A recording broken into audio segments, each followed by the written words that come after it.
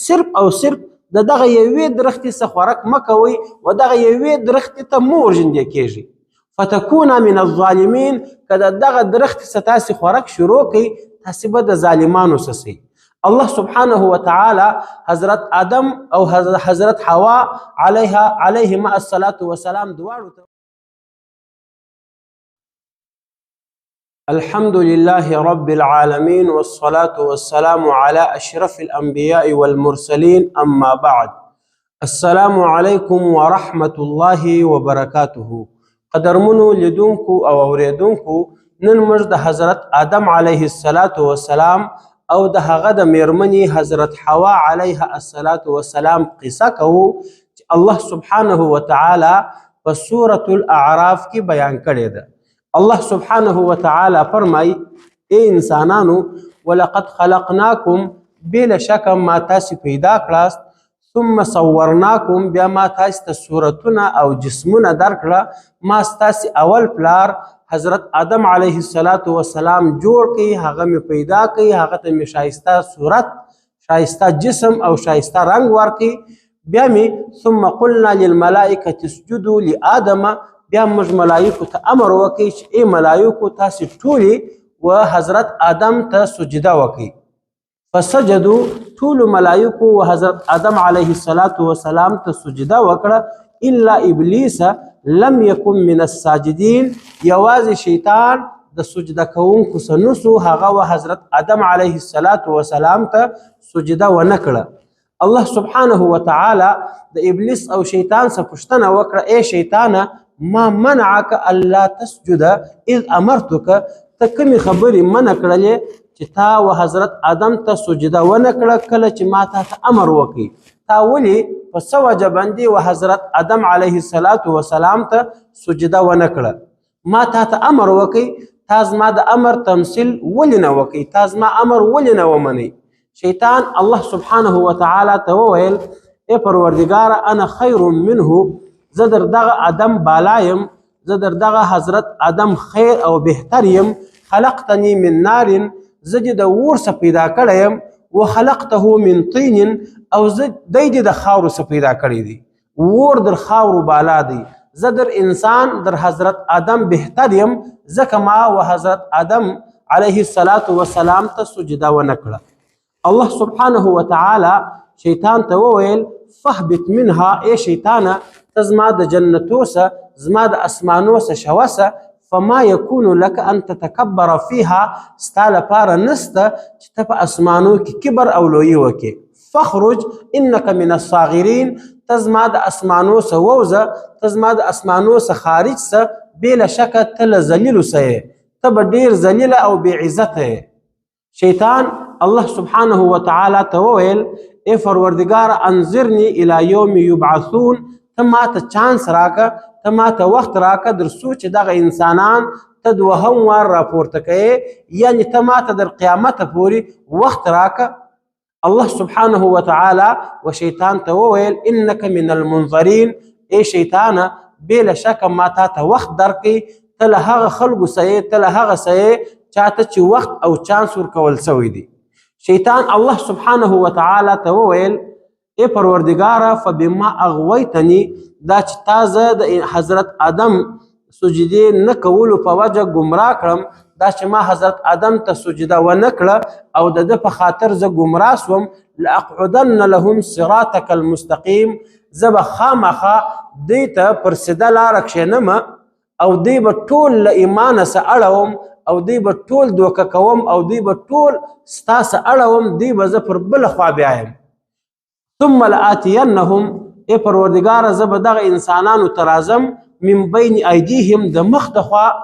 زه به د مخ د خوا هم دوی ته دوکه ورکوم ومن خلفهم دوی ته به د شا د خوا هم راځم د شا د طرفه به هم دوی ته دوکه ورکوم وعن ایمانهم د راسته طرفه به هم دوی ته راځم دوی به دوکه کوم وعن شمائلهم د چپه طرفه به هم دوی ته راځم دوی به دوکه کوم ستا څه به یې اړوم د ایمانه څه به یې لرې کوم د قرآن څه به یې لرې کوم زه به خامخا دوی ته خاص پر هغه سیده لاره لکه هغه غل او ډاکو چې ناست دي زه به دوی ته دغه رقم کښېنم. اے پروردگارا ولا تجد اکثرهم شاکرین، ته به دا ستا په بندګانو کې اکثره په زیات تعداد باندې ستا شکر ادا کوونکي پیدا نه کې. ته به ووینې چې اکثره به ستا ناشکره وي، ستا عبادت به نه کوي، نافرمانه به وي. الله سبحانه وتعالی شیطان ته وویل اخرج منها، ای شیطانه د دې ځایه څه ووځه، مذعوما په بد حال کې، د غم په حال کې، مدحورا ترټلی، زما د رحمته شړل سوی، لمن تبعک منهم، په دې کې چې هر چا ستا تابعداري وکړه، لأملأن جهنم منکم اجمعین، زه به زما جهنم ستاسې ټولو سره ډکوم، زه به تاسې ټول و جهنم ته ور اچوم. په دې کې چې هر چا ستا تابعداري وکړه، ستا پر لار او ستا پر نقش قدم ولاړه، هغه ټول به زه ستا سره یو ځای جهنم ته ور اچوم. بیا الله سبحانه وتعالی و حضرت آدم علیه الصلاة والسلام او حضرت حوا علیها الصلاة والسلام ته وویل ویا آدم اسکن انت وزوجک الجنة، ای آدم ته او ستا میرمن، ته او ستا بیبي په جنت کې ووسیږي، په جنت کې خوندونه واخی، په جنت کې خپل ژوند شروع کړي. فکلا من حیث شئتما، په جنت کې چې تاسې هر څه خورئ، هره میوه خورئ، هغه میوه تاسې خوړلی سئ، د هر ځای چې تاسې خوراک کوئ د هغه ځای څخه تاسې خوراک کولی سئ، هرې درخت څخه چې تاسې خوراک کوئ تاسې د هغه درخت څخه خوراک وکئ. هر درخت چې تاسې خوښه یي د هغه څخه خپل خوراکونه کوئ، خپل خوندونه اخلئ. ولا تقربا هذه الشجرة، صرف او صرف د دغه یوې درختې څخه خوراک مه کوئ و دغه یوې درختې ته مه ورژندې کیږئ. فتكون من الظالمین، که د دغه درخت څخه تاسې خوراک شروع کړئ تاسې به د ظالمانو څخه سئ. الله سبحانه وتعالی حضرت آدم او حضرت حوا علیهما الصلاة والسلام دواړو ته وویل چې ستاسې دپاره جنت پراخ دی، تاسې په جنتو کې خپل خوندونه واخلئ، د هر ځای څخه د هرې درختې څخه چې تاسې میوه خورئ خپلې میوې وخورئ. یوازې دغه یوه درخته ما در وښول، د دغه یوې درختې څخه خوراک مه کوئ، که چیرې تی د دې څخه خوراک وکئ تی به په ظالمانو کې شمار سي. الله سبحانه وتعالی فرمای فوسوس لهما الشیطان، و دې دواړو ته شیطان وسوسه ور واچول، لیبدي لهما ما وري عنهما، چې دوی ته یو بل ته سره ښکاره کړي هغه څه چې دوی پټ کړي وه، من سوآتهما، د خپلو عورتو څه، د خپلو شرمګاو څه. شیطان دا اراده وکړه، دا وسوسه یې دوی ته ور واچول چې د دوی څه د جنت جامې وکاږي او دوی لس کړي او دوی یو د بل سره وویني. الله سبحانه وتعالی فرمایي چې بیا شیطان دوی ته وسوسه ور واچول او شیطان دوی ته رالی او حضرت آدم او حضرت حوا علیهما الصلاة والسلام دواړو ته یې وویل چې ای آدم ای حوا ما نهاکما ربکما عن هذه الشجرة، تاسې چې پروردګار د دغه یوې درختې څخه منع کړي یاست، تاسې ته چې الله سبحانه وتعالی وویل چې دغه درخت مه خورئ، د دې درختې میوه مه خورئ، دا الله سبحانه وتعالی په دې خاطر درته وویل الا ان تکونا ملکین، دا د دې دپاره چې تاسې نسئ د ملایکو څخه، او تکونا من الخالدین، یا تاسې د هغه انسانانو څخه نسئ چې هغه همیشه ژوندي. دغه درخته چې الله سبحانه وتعالی تاسې د دې درختې د خوراک څخه منع کړي یاست، دا داسې درخته ده که د دې درختې څخه تاسې خوراک وکئ یا به تاسې په ملایکو کې شمار سئ، تاسې به د ملایکو څخه سئ، یا به تاسې همیشه ژوندي یاست. بیا پر دغه وسوسه باندې او پر دغه دوکه باندې شیطان و حضرت آدم او حضرت حوا علیهما الصلاة والسلام دواړو ته قسم واخیستی. وقاسمهما، دی دواړو ته شیطان قسم واخیستی او دی دواړو ته په قسم وویل چې ای آدم او ای حوا انی لکما لمن الناصحین، زما دی په الله قسمې زه ستې د دواړو دپاره خیرخوا یم، تی د دغه درختې څخه خوراک وکئ، تی به یا به په ملایکو کې شمار سئ یا به الله سبحانه وتعالی تاسې ته د همیشه ژوند درکړي. کله چې حضرت آدم او حضرت حوا علیهما الصلاة والسلام و هغه درختې ته لاس وړلی، الله سبحانه وتعالی فرمای فدلاهما بغرور، شیطان دی دواړه د دې لوړې مرتبې څخه وکښتې مرتبې ته راشوه کړه په دوکه باندې.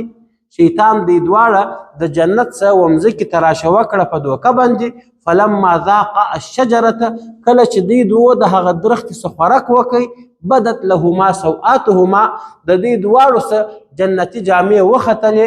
د دې دواړو بدنونه ښکاره سوه. وتفقا یخصفان علیهما من ورق الجنه دې دواړو د خپلو بدنو او خپلو عورتو د پټولو دپاره د جنت پاڼې راشکولې، پر خپلو بدنو باندې یې راګرځولې. الله سبحانه وتعالی پر دې غږ وکړي، پر حضرت آدم او حضرت حوا علیهما الصلاة والسلام باندې رب العالمین غږ وکړي. وناداهما ربهما غږ وکړي پر دې دواړو باندې د دې پروردګار چې ای آدم او ای حوا الم انهکما عن تلکما الشجرة، ای آدم ای حوا ما ته د دغه درخت د خوراک څخه نه واس منع کړي. واقول لكما ما تاسې دواړو ته نه وویلي ان الشیطان لکما عدو مبین چې بېله شکه دغه شیطان ستاسې ښکاره دشمن دی، دغه شیطان ستاسې ښکاره دشمن دی، د دې خبره مه منئ. حضرت آدم او حضرت حوا علیهما الصلاة والسلام الله سبحانه وتعالى تزاری شروع کړي. الله سبحانه وتعالى ته وویل قالا ربنا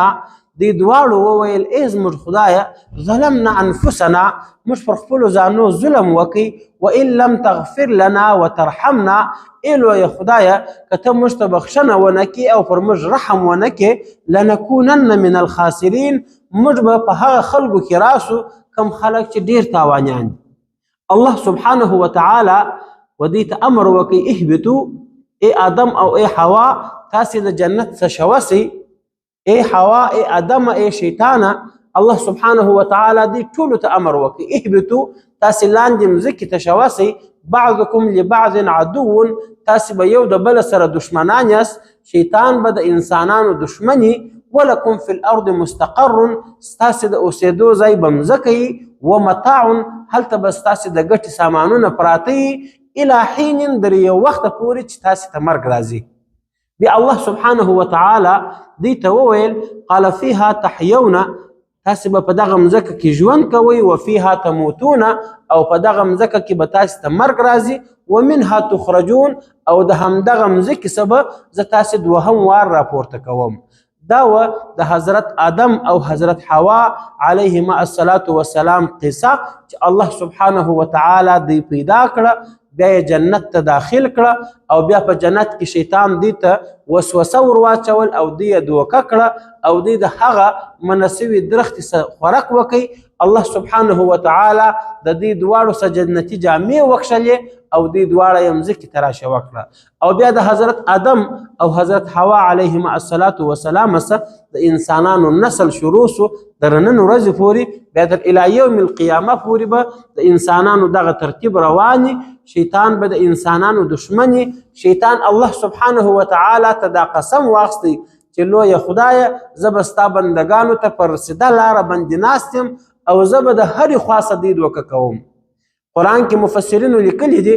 چې شیطان خو څلور طرفه ذکر کړه چې د مخ د خوا به زه دې ته راځم، د شا د خوا به راځم، د راستې خوا به راځم، د چپې خوا به راځم. مفسرینو لیکلي دي چې شیطان یوازې د دې څلورو خواو څخه نه راځي. شیطان تا ته د لوړې خوا هم وسوسه در اچولی سي، شیطان تا ته د لاندې د خوا هم وسوسه در اچولی سي. شیطان چې د هرې خوا